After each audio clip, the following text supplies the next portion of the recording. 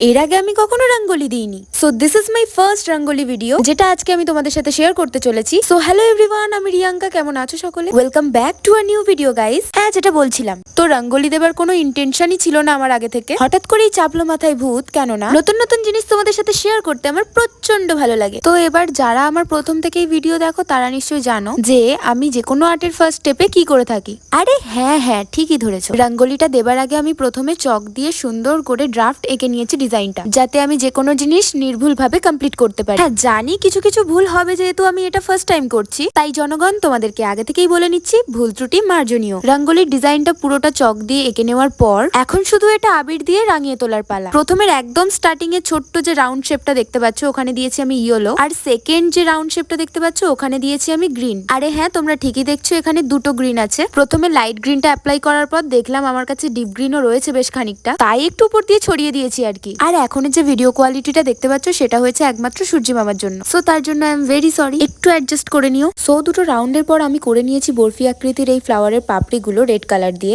Red colour আবির দিয়ে। দেন border গুলো আর চারপাশের ডিজাইনটা করেছি হোয়াইট কালার দিয়ে। জানি ক্যামেরাতে কালার গুলো অনেকটা ফেড লাগছে, বাট ট্রাস্ট মি, সামনে থেকে দেখতে কিন্তু অনেকটা সুন্দর লাগছিল। তো বড় ডিজাইনটার সাথে কিন্তু এরকম চারটে ছোট ডিজাইনও করেছিলাম। So this is the final look guys. জানি অতটাও ভালো হয়নি, তাও তোমরা জানিও কেমন হয়েছে। আর কারা কারা রঙ্গোলি দিতে ভালোবাসো, কমেন্ট করো তাড়াতাড়ি।